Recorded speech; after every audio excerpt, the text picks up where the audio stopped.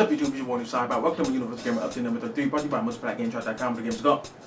If you didn't catch what I said, what's up, YouTube? It's your boy, Sci-Fi. Welcome to my Universal Gamer Update number 33, brought to you by multiplatgameshop.com, where the gamers go. You understood? Inside the Universal Gamer Update, I'm here to talk to you guys about a lot of game content. There's been so much content coming out this week with games. It's just been ridiculous. It's like my Universal Gamer Update already been filled up with content before this week was even in the middle of the week.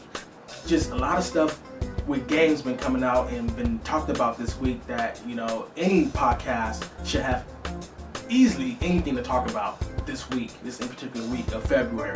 So anyways, with that said, I'm starting off with my first segment of my Universal Gamer Update with the top 5 games for the upcoming week. And the first game I got up on the list is Metal Gear Solid 3 for the 3DS. Comes out on the 21st. Am I going to pick that game up, which is one of the main Metal Gear fans out there? No. I thought you was a big ass Metal Gear fan, deep side, but you're fake, man. You're not no fucking Metal Gear fan, man. What the fuck you talking about, man? What the fuck are you talking about? Basically, what I'm talking about is, you know, a lot of people don't understand about me, no matter how many times I say this, and it's not towards any one person. Like, every time I say this to somebody, they get titty hurt. You know, they get ass hurt. They get their panties in a bunch or whatever. And, basically, like, a lot of people like, hey, Noob Sci-Fi, man, you should get this game. You know, I want to play this game with you. Or I know you got this game for 360 and you only get your PS3 exclusive game, but you should get, you know, Call of Duty for PS3. Come on, man, I'm begging you, man. I'm like, well, I can't do it. I would, but at the same time, I can't. When I say I can't, that means I'm playing a lot of different games. A lot of people forget that I own over 160 games and that I have over 5 platforms of gaming that I do. There's about to be another platform added on the 22nd. And I try and finish a lot of my single player games before I start picking up other games. I'm not a greedy person. I like to finish what's on my plate before I pile more food up on her, even if I am at Hometown Buffet. So with that said, on to the next game. Alan Wake America's Nightmare comes out on the 22nd for the 360 arcade. And I didn't hear anything about it coming out for the PS3 store, but it should be coming out soon for the PSN store. It might come out for the PSN store, I don't know, but more than likely it may take some time. But right now it's out for 360 arcade. Next up, Ninja Gaiden Sigma Plus comes out on the 22nd of February for the PS Vita, which also the system comes out US wide, excluding the launch bundle that came out this week. But next week, on the 22nd, it's coming out US wide, the regular edition, stuff like that. Next up, Syndicate comes out on the 21st for the 360, PS3, and PC. The demo already came out, the co-op demo, but I heard it's best to pick up, or best to get it for the single player, because the single player is way better than what you experience inside that little co-op demo. Don't judge the game off the co-op demo. That's what I was, you know, that's what I was told, and that's what I heard a lot of. So, you know, you're gonna see.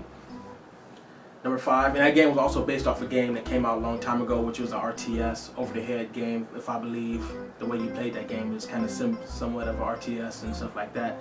So it's a game that they're bringing back into first-person perspective and stuff like that. A lot of people don't know about it. I don't know about it, so, you know, no surprise there. Number 5, last but not least, Dynasty Warriors Next comes out on the 22nd for the PS Vita.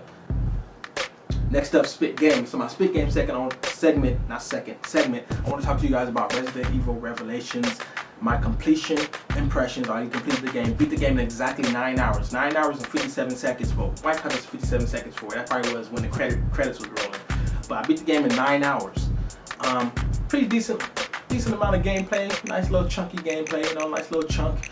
The game surprised me a lot of different ways, you know, right when you start thinking, okay, I know what's about to happen inside this next chapter, I already know what's going to happen inside this next little gameplay, I already know the enemies I'm going to fight. It surprised you with new enemies, that surprised you with new gameplay elements. For example, semi-spoilers, one part you're playing with this character, I'm not going to give any names, and you fall and you end up injuring your leg towards, you know, the middle or the semi-middle of that in particular chapter or that in particular segment of the chapter, and you're sitting down on the ground with an injured leg, and then you have to shoot with your pistol. So when you first start that mission off, first you're kicking ass with your shotgun, and you're still kind of somewhat getting overwhelmed, and then, you know, using your shotgun, and stuff like that, and then you end up falling and injuring your leg, and then now you got to pull out your pistol inside one little spot, and all you can do is just turn and shoot these things coming at you. you know, that was pretty cool, and I was actually satisfied with that, and I started smirking a little bit. Next little gameplay element that I kind of liked, that I thought it was it still is a gimmick, but it's not as much of a gimmick that I thought it was. You know, you had to go into the laboratory part of the ship, and it had this little lab, and it had this little locked door. You got to register your fingerprint. So I went to the computer, register my thumbprint, and I went back to the door. I was like, oh, I know this is a gimmick, so I'm just gonna put any finger up on there. It didn't open the door. Put a different finger up on there. It didn't open the door. Put my left thumbprint up on there. Didn't open the door. Put my thumbprint on there that I used to register the thumbprint, but I didn't put it on there exactly how I did it when I first registered it. It didn't open the door, so I put it on there exactly how I did it, and it opened the door. So even though it's somewhat of a gimmick, it's still kind of, it made me cheese, like made me smile and shit. Like, damn, that's funny, you know, that you're thinking that's a complete gimmick, but it's really registering your fingerprint. Like, it's really reading your fingerprint. So it's like, it's still somewhat of a gimmick, but it's a video game, and it's pretty fun. You've never seen that inside a game ever until now. So it's more gameplay elements that they add into the game that you thought was going to happen, like swimming. You know, like I said, semi-spoiler, but you know, one complete chapter take place underwater, and it's, man, the game is good, dude. So if you're on the bench about picking the game up, pick the game up. As far as raid mode, the co-op mode, what you unlock once you beat the game, that's a good mode. The online multiplayer, is nothing wrong with it at all. No lag, no bugs. I just wish you can boot people out the game. Instead, you gotta back out the game, join back in, and create your game again. Because basically with that, what you want to do is play with people that's your level or a little bit lower than you. You play with people that's, if you host a game and you're a lower level than the person that joined your game, they're killing everything with one hit, and it's just boring because the missions are already super short as it is, ranging between 2 minutes to 8 minutes. There's no mission longer than 10 minutes. The longest mission is like 9.5 minutes. Other than that, you're going to be getting missions between 2 minutes to 5 minutes, and then you unlock harder and harder missions. You unlock more weapons, weapon attachments and stuff like that, which you can put on any weapon depending on the weapon capabilities and stuff like that, and you level up. So it's a pretty cool experience. Next up, I want to give you guys my top 5 must-have games for the PS Vita and the 3DS. I know a lot of people want me to do a comparison video. I'll be doing that once I pick up my Vita, but I won't be doing it right away because, you know, sometimes I get busy and overwork myself with this game stuff, and by the time I get done and have free time from editing gaming videos and making gaming videos, I don't feel like playing it no more. I've been sitting up here editing this video and making gameplay footage of this video, and something that ended up coming up where I gotta go somewhere, and I'm like, damn, I've been doing this shit all day, and now I got 5 thumbs down and 25 views. And sometimes it happens like that, but you just can't give up. But anyways, yeah, top 5 games must have for the PS Vita and the 3DS. And we'll start with 3DS first. Number 1, Super Mario 3D Land. I know you're asking yourself, and you're asking me, Noob Sidebar, why the fuck should I play Super Mario when I already played it on the Nintendo, Super Nintendo, Nintendo 64, Dreamcast, freaking Wii, Nintendo game, the fucking Nintendo Color, Game Boy DS, XP, all that, all the Nintendo systems. I played it on every Nintendo system, Noob Sidebar. Why the hell would I want to pick this up on the 3DS just to play it in 3D? Because basically they took all the Super Mario games and put them inside an orgy, and then put them inside a package and gave it to you. So it's like all the Super Mario games having an orgy, and you're playing that complete package in an orgy. So that's what it is. Next up, Zelda Ocarina of Time 3D. Well, Noob Sidebar, I'm not a Zelda fan like you, man. So why should I play this game? Because basically there's a lot of people that haven't played the Zelda game until they play Ocarina of Time. And that's a good game to start from if you want to start from a game that's going to really compel you and suck you in and wonder why you're looking at a black dude on screen that's a grown-ass fucking man, but he over playing a game like Zelda and he got Zelda stuff all on the shelf, because that game stayed with me ever since I was younger, and the stories and the adventures you go on stays in your head and stays in your heart, and you just love that game forever. If you're a person that grew up with that game, you grew up playing Zelda 1, trying to struggle your way through that, playing Zelda 2, 3, and all that stuff. Well, it's not called Zelda, The Legend of Zelda 1, 2, and 3 and all that, and man, you're gonna love it and stuff like that. And I know the third one is not called 3, so I'm trying to, oh, you somebody, no, it's not called Zelda 3, it's called Zelda Link to the Past. I know, damn it. So don't try to correct somebody, god damn it. I know what I'm talking about. But yeah, so you'll love this game. You'll see why there's so many Zelda fans once you pick this game up. Resident Evil Revelations, I already talked about that, there's no point. Number 4, Mario Kart 7. Took all the Mario Karts and put them inside of orgy. Simple as that. That's all I'm gonna say. Ghost Recon Shadow Wars. This game was one of my launch games for the 3DS, overlooked by a lot of people. And basically, how you play this game is that it's like pretty much a turn-based game. It's like if you ever played Final Fantasy Tactics, which I never have. I'm not really a fan of Final Fantasy Tactics, but this plays exactly like that, and it's cool. You know, it's a good game. This is the number one game on my 3DS. I put the most hours into, believe it or not. When I go through my 3DS library and it shows how many hours you've been playing the game, it shows that Ghost Recon Shadow Wars, I've been playing that game for over 55 hours. It's like I didn't even know I was playing that game for that long.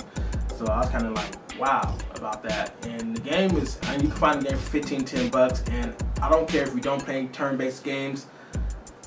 It's a good game, and you will love playing that game. The story is kind of iffy, like it loses you from the start, but yeah, I don't care about the story. You know, the game is fun. It looks good in 3D, even though it's over-the-head view and you don't really get that many angles. It's still a good game. Anyways, over to the PS Vita games that you must have. The must-have or must-play PS Vita games. Number 1, Uncharted Golden Abyss. This is one of those games where you just must play, not must have, must play. I love the Uncharted franchise. I played through all the games twice. First on normal, and then on the hardest difficulty. Love those games, but I will not advertise people to go out and spend $50 on any handheld game. I don't care what game it was. Any handheld game is not worth $50 no matter what it is, you know. In my opinion, to rent the game, especially because it doesn't have no kind of online play whatsoever. All the PS Vita games does have trophies. It's up to 34 chapters. I heard it's 34 chapters. It's a full-fledged Uncharted experience. It's not a game where it's a handheld game. It only lasts about 4 to 5 hours. No, I heard it lasts about anywhere between 8 to 15 hours. You know, that's kind of ridiculous. I don't know about that 15-hour mark, but that's what I heard. I haven't played this shit yet, but that's what I motherfucking heard. So yeah. Little Deviants. Cool game to have. Cool game, a benchmark game. Not as far as graphics, but as far as what the touchpad and the touchscreen can do. You know, it appeals to a lot of different gamers. I'm picking it up at launch.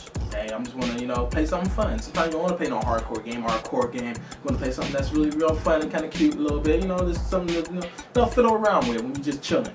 You know, so yeah, Little Deviants. Marvel vs. Capcom 3, baby.